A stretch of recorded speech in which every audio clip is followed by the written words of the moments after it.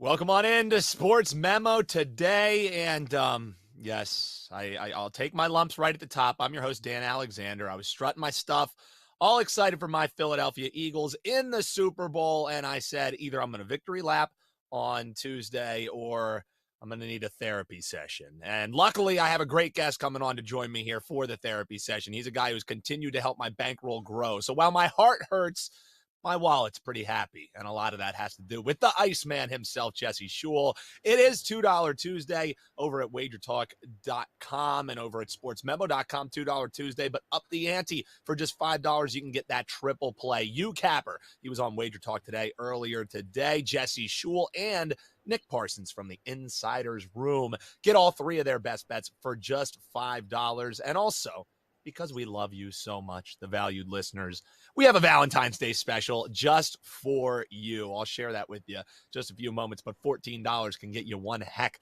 of a deal here. One day only here, Tuesday, Valentine's Day edition of Sports Memo Today.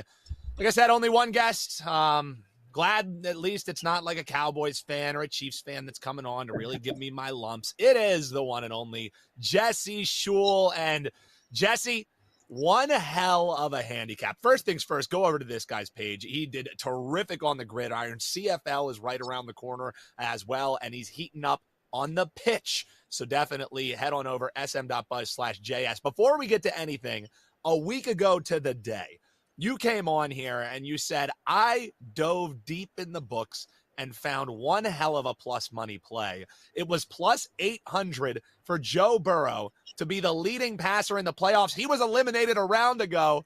Jesse, we got the 8-1 home. I thought for sure I was going to be seeing you strutting the leotard on today's edition of Sports Memo today, brother. You know what the funniest thing is, Dan, is the Super Bowl kicks off at 6 a.m. where I'm at. And I wasn't enjoying myself at halftime. I had the Chiefs to win the game. I had the under, and the under was already burnt. I wasn't even thinking of a lot of my props. And, I was tired because, you stay up till 2 or 3 in the morning to do these shows, and you wake up at 6 a.m. to watch the Super Bowl. So I watched the entire game. I was happy to see the Chiefs come back. I started calculating my props, and I noticed I did pretty well with the props.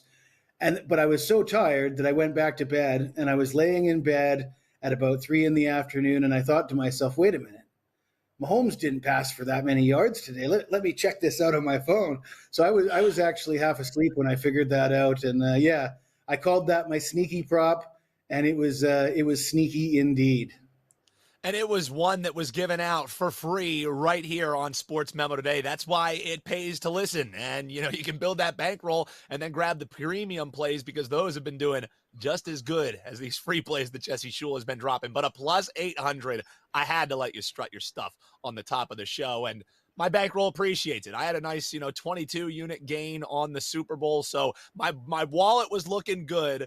However, my heart still hurting. So seeing your smiling face today, Jesse, reminding me that 8 of those units came on an 8-1 shot that you gave the folks for free right here, making me feel pretty good here. So, hey, let's get into some actionable info. Enough of strutting our stuff here and talk some soccer because it's been heating up on the pitch. Just how much, we'll talk about that in just a moment. But tomorrow, tilt between Arsenal and Man City. This one going at 2:30 Eastern time. So God knows what time that's going, where the Iceman is at. But in this Arsenal-Man City game, you think we might be looking at a competitive affair. Maybe not even worth taking either side in this one. What's Jesse Schule breaking this one down as? Well, Dan, as impressive as it was to hit that 8-1 bet on the Super Bowl, the last 3 soccer picks I've put out have been arguably more impressive. Starting on Saturday, I predicted the 1-1 draw in the Crystal Palace-Brighton game, writing the prediction of the final score in the analysis before the game, of course. I did it again on Sunday, 3-1 final score predicted in the Man City-Aston Villa game. And then yesterday in the Merseyside derby, Liverpool and Everton, I predicted Liverpool would win that game by a score of 2-0. So that's 3 days in a row, 3 soccer matches, predicted the exact final score in all 3.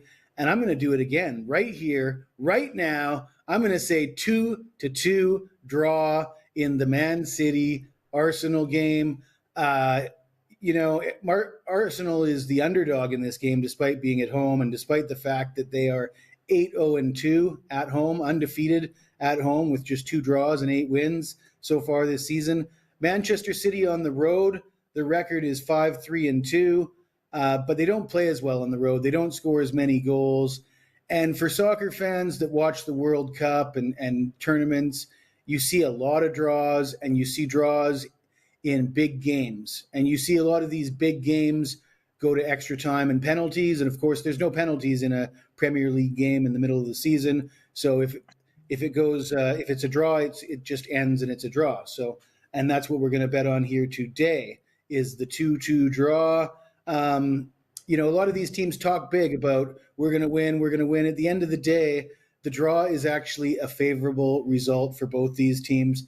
Pep Guardiola, I think, would have to be satisfied to earn points in an away match in a tough place to play like Arsenal. And for Arsenal, I think they're well aware that City is still probably the better team. City spends a lot more money on high-powered players. Arsenal, if they can get a draw here, they remain on the top of the table, and they have to be happy with that. So I could see one of these two teams leading 2-1 just after halftime. Somebody gets an equalizer. It's 2-2 with about 20 minutes to play. I think both these teams will shut it down, play conservative, and just take that draw. So that's what we're going to go for, is the draw in that game.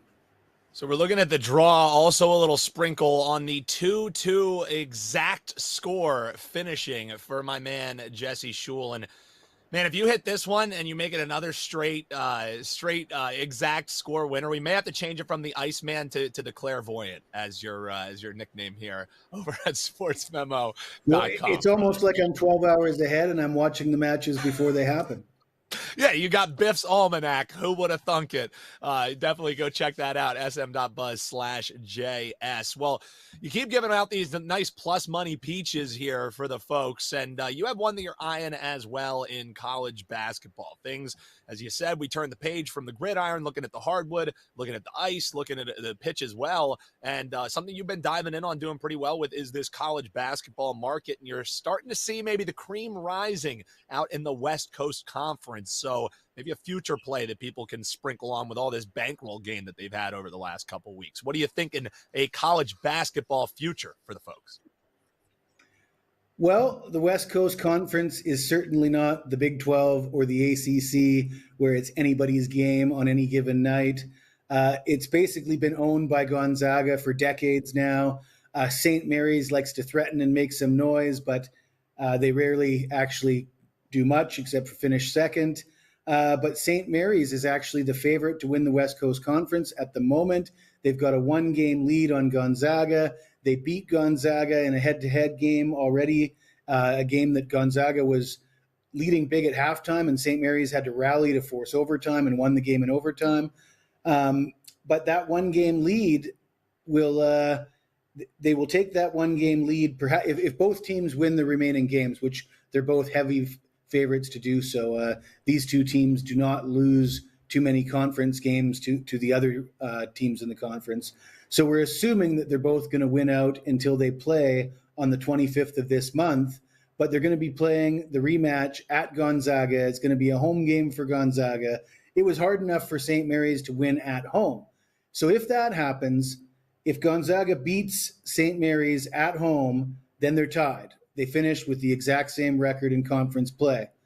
What happens then? Well, my source is a guy named Casey Lundquist, beat writer for Fan Nation, and he tells me that RPI is used for the tiebreaker, and currently Gonzaga is 10 points higher RPI, and they would win based on that.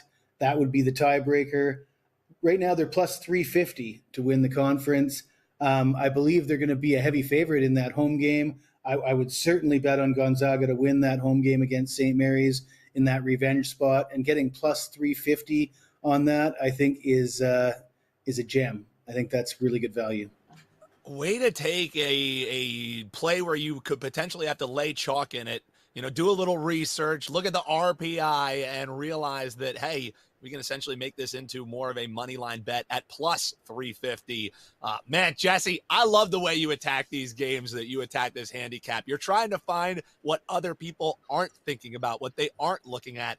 And that's where the real value is going to lie. When people head on over to your page to grab that $2 play that you have, what are they going to find? Locked and loaded. And also just tell the folks as we head away from football what they can kind of expect from the Iceman moving forward.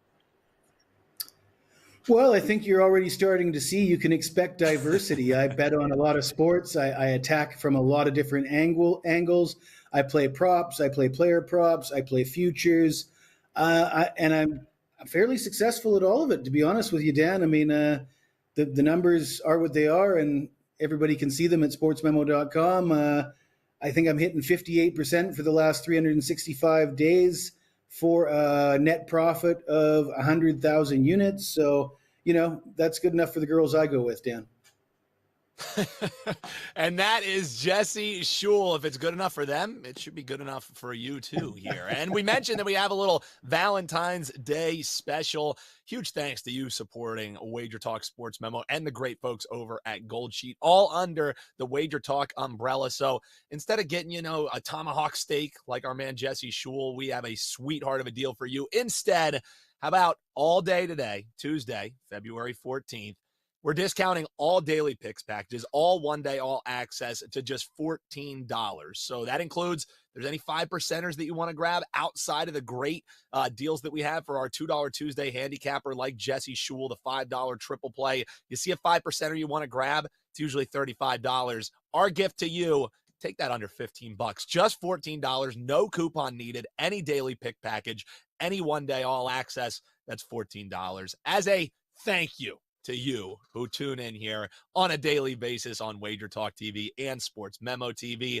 Huge thanks to Jesse Schule. Huge thanks to Eric doing a terrific job behind the scenes, because that does it for us on a Tuesday edition. And I made it through without crying or complaining about the refs in the Eagles game. So I think I'm doing pretty well here to start off the week. I'm Dan Alexander. We'll be back on Thursday as we continue to turn the page towards this coming season, and March Madness right around the corner too. So as college basketball talk heats up, make sure you're subscribed. Make sure you throw us a like. Make sure you're hopping in the comments so you're ready to go. And we'll see you Thursday on Sports Memo Today.